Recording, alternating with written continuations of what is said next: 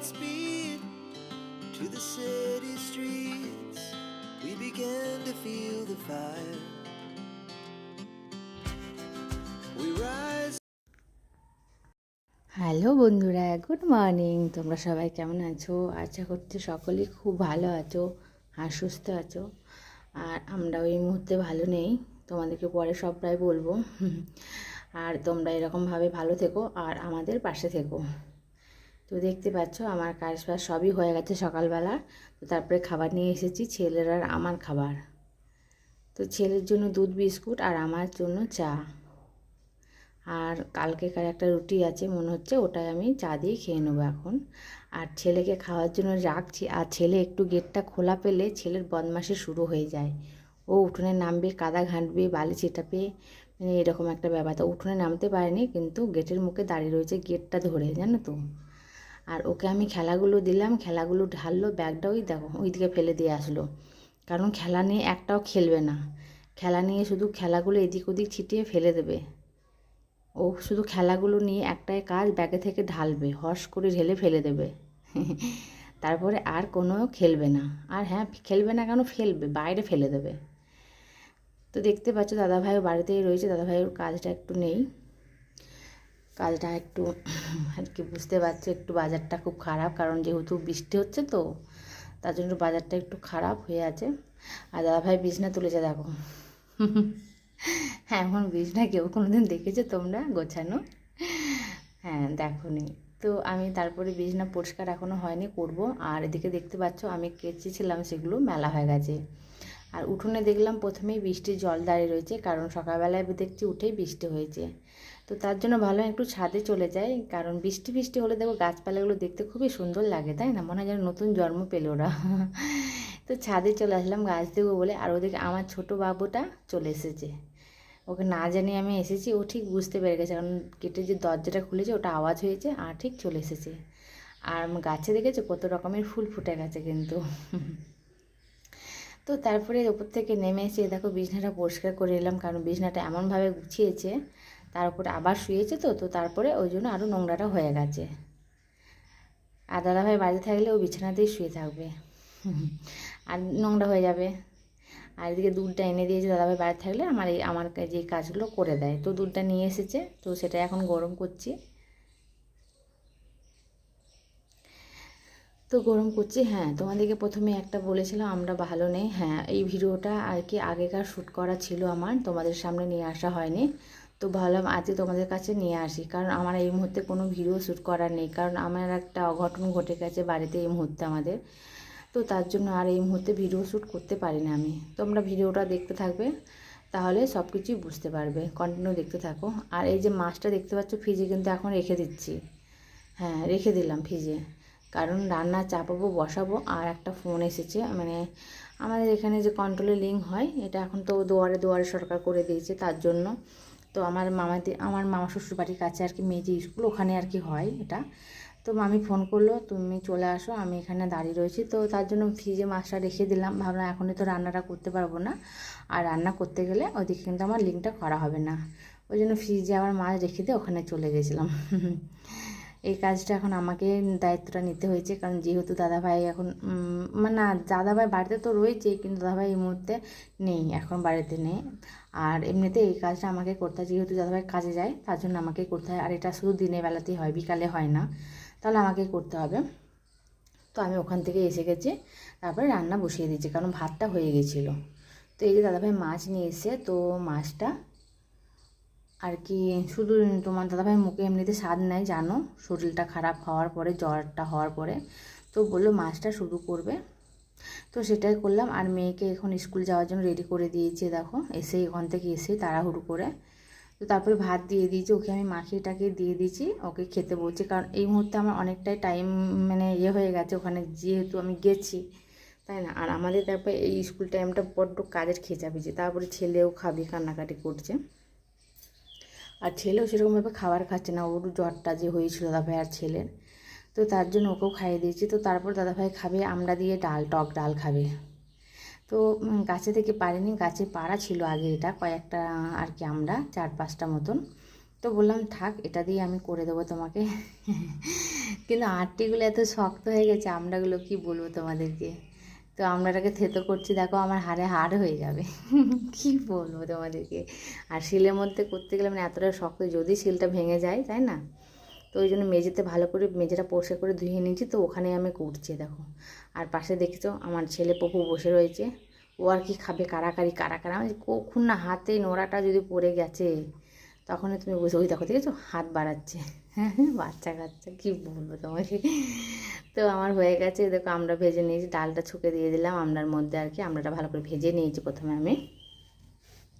মানে ওর মুখে যেহেতু জ্বর হয়েছে, এটা কী খাবো মানে এরকম একটা ব্যাপার। কিন্তু কোনো কিছুই খাচ্ছে না, মনে হচ্ছে এটা খাবো ওটা খাবো। তারপরে আমাকে বলেছিল আজকে এই মেনু করবে তুমি, আর পটল রসা করবে, না আলু পটল আর বড়ি দিয়ে রসা করবে। তো সেটাই আর কি হচ্ছে দেখো। তো তারপরে ছেলেকে দেখলে তখন খিচুড়ি খাইয়ে দিয়েছি, তো স্নান টান করিয়ে দিলাম, আর ছেলে কিন্তু ঘুমিয়ে গেল। ছেলের আমার একটাই স্বভাব খুব ভালো, ওকে খাইয়ে দিই তো তারপর ওর কিন্তু প্রচণ্ডভাবে কান্নাকাটি শুরু করে দেয়, কারণ স্নান করবে বলে। আর স্নানটা করিয়ে দিলে কিন্তু ঘুমিয়ে যাবে, ওর এটা অভ্যাস খুবই ভালো, ঠিক 11টা 12টার মধ্যেই। আর এই যে এগুলো বীজ, বুঝতে পারছো কিসের বীজ। তো এই বীজ করা রেখে দিয়েছি, ছেলেকেই বলবো বারবার ছিটিয়ে দিচ্ছি, এখানে ওখানে সেখানে করছে। তো ব্যাং, তো ভালো আজকে তোর আজকে কিছু একটা গতি করে দেবো ওর আমি। তো সেটাই করলাম আর কি, ভেজে নিয়েছি। আর এদিকে হয়ে গেছে বৃষ্টি শুরু হয়ে গেছে, দেখতে পাচ্ছ ধুমধারাক্কা বৃষ্টি শুরু হয়ে গেছে। সকালে উঠেও দেখলাম বৃষ্টি, আবার এখনও বৃষ্টি হচ্ছে।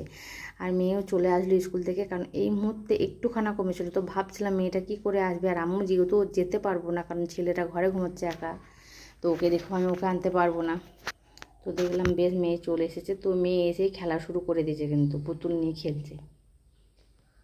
এই দেখো কি বৃষ্টি হচ্ছে দেখো, তারপরেও আবার মেয়ে আসার পরে একটুখানা যেহেতু থেমে যায়, মেয়ে বেশ চলেছে বুদ্ধি করে, কার একটা ছাতাতে এসেছে বলে স্কুলে, একজন ছেলে আমার এখানকারই, কারণ তখন একটুখানা কমেছিল। তো মেয়ে তোমার সঙ্গে একটু কিছু বলবে না। আর আর আর কি ওদের কালকে বিয়ে হয়ে গেছে, আর এটা পুতুল, একটা ছেলে পুতুল আছে, একটা মেয়ে পুতুল আছে। আগে থেকে মেকআপ করে রেখে দিলাম, কখন যদি তোমরা সূর্যোদয় দেখে নাও, দেখে তোমাদের সঙ্গে কথা বলছে তোমরা যদি দেখি না দেখো তাহলে পালিয়ে যাও। আমি কষ্ট করে সাজিয়েছি, এরকম বল এরকম বউকে আমি সাজিয়ে দিয়েছি। বলকে যদি কেমন লাগে অবশ্যই ভিডিও করে লাগিও, আর বউকে কেমন লাগে অবশ্যই ভিডিও করে পাঠিও। আর আরও নতুন নতুন খেলা আসছে তোমাদের জন্য। আবার আবার আবার কালকে টাটা, বাই বাই। তো দেখতে পেলে ও তোমাদের সঙ্গে কত কিছু কথা বললো। তো তারপরে দাদাভাই এই মুহূর্তেও আসেন, কারণ দাদাভাই গেছে সেই ধানের মাঠ, আমাদের যেখানে ধান লাগিয়েছে, তো বললো একটু দেরি হবে।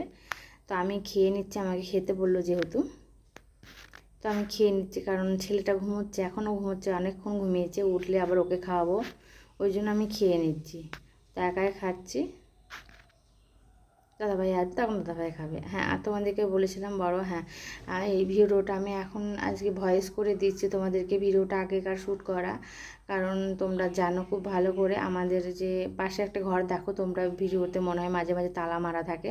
হ্যাঁ, ওটা আমার কাকি শাশুড়ি কাকা শ্বশুরের ঘর আর কি, ওরা এখানে থাকে না আর কি, ওরা শহরে থাকে, শ্যামনগরে, ওখানে ওরা থাকে। তো কাকা শ্বশুরের শরীরটা খুবই অসুস্থ ছিল, অনেক দিন ধরেই অসুস্থ, কিন্তু যা হোক ভালো ছিল। তো এই মুহূর্তে খুবই বেশি বাড়াবাড়ি হয়ে গেছে, আমরাও কিন্তু অত জানি না। তো আগে 14ই আগস্টে খবর পেলাম 10টা 11 নাগাদ, শরীরটা খুবই খারাপ। তো দাদাভাই সেখানেই চলে গিয়েছিলো, হঠাৎ করে আমাকে একা রেখেই চলে গিয়েছিলো, কারণ আমার ননদ আর তারপরে আমার ঠাকুর জামাইকে সবাই গেছিলো। তো দাদাভাইও সেখানে গেছে, কিন্তু একটু খানিকক্ষণ পরেই আমরা শুনলাম যে উনি আর নেই।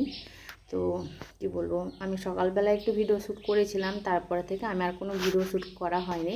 তো সেই সকালকার একটু ভিডিও শ্যুট করা আছে আমার, তোমাদের সঙ্গে পরে শেয়ার করব। আর যেহেতু ওরা থাকে না, তাই তোমাদের সঙ্গে কোনো সময় আলাপ করানো হয়নি, দেখানো হয়নি, বুঝতে পারছো তো, কারণ ওরা এখানে থাকে না, ওরা মাঝে সাঝে কখনো কখনো আসে এখানটায়। আর যেহেতু কাকার আর কি শরীরটা খারাপ ছিল, ওই জন্য আর কাকিমা এখন সেরকমভাবে আর আসতো না, অনেক আগে এসেছিলো। তো বুঝতে পারছো, এই জন্য আমি আর কোনো ভিডিও এই 2 দিন ধরে তোমাদের সামনে নিয়ে আসতে পারিনি, কারণ কোনো শ্যুট করতেই পারিনি এই মুহূর্তে, সেরকমভাবে আর কি এই করা মানে মনের একটা ভাব ছিলই না। আর বুঝতে পারছো তো। তো চলো আর কিছু বলবো না, আবার তোমাদের সঙ্গে নতুন ভিডিও নিয়ে আমি আবার কালকেও আসবো, চেষ্টা করছি আসার। তা চলো। আর এই দেখো বিকালবেলা এসেছি একটু ছাদে, এই দেখো আর মেয়ের নাচ দেখো, পাগলামির নাচ শুরু করে দিয়েছে। একটুখানি মানে বৃষ্টি ফিষ্টি হলে দেখবে খুব ভালো লাগে, মানে একটু ছাদে যেয়ে বসি। আর যেহেতু গাছপালা থাকে তো মনটা আরও ফুরফুরে হয়ে যায়। আর আমি এই সময় কী করছি বলো তো, এই যে কতগুলো গাঁদা ফুলের বীজ ছিল, তো একজনের ছিল চারা, তো তাকে চেয়েছিলাম, উনি আমাকে দেয়নি। তো বীজ আমার কাছে ছিল না, ওবার থেকে তোমরা দেখেছো কিছুদিন আগে আমি গেছিলাম, তো বীজ নিয়ে এসেছি। তো আগেও ফেলেছি, তো দেখলাম সেরকমভাবে বেরোলো না, তো ভাবলাম ছাদে ফেলি। ছাদে যেহেতু রোদ বাতাস হবে কিছুই পাই, জল বাতাস সব কিছু, তো ভাবলাম টবে আর কি ফেলি। আর যেহেতু বৃষ্টি পড়ছে হয়তো বেরোতে পারে, ওই দেখো তার জন্য ফেলে দিলাম আর কি গাছের গোড়ায়। আর এই দেখো দেখলে ছাদে আসবো মানে কি, এসে ছেলেটা আসলে না খুব দুষ্টুমি করে, গাছগুলো ছিঁড়ে দেয়। তো দেখো সেটাই করলো ছেলে, গাছগুলো ছিঁড়ে দিল। আর কত সুন্দর লাগছে না, এই যে ফুলগুলো ফুটাচ্ছে দেখো, আমার ছেলে মেয়ের কাণ্ড দেখবে। ওই দেখো দেখো তোমরা দেখো, কানে ফুল নেয়, ও জানে কোথায় ফুল নেয়, কানে কোথায় ফুল ভরে নিচ্ছে, দেখেছো? ওই দেখো ওখানে নাকি কানে ফুল নেয়। ওই দেখো মেয়ে নিচ্ছে, ছিঁড়ে দেখছে, কিন্তু ও কোথায় নিচ্ছে দেখছে, কানে ফুলটা তো ভরে নিচ্ছে। তো তারপর ওকে ছাড়তে পারলাম না, আমি কোলে নিয়ে কাজ শুরু করলাম, কারণ এখানে ওখানে জলগুলো রয়ে গেছে আর কি, সেই জলগুলো ফেলছি।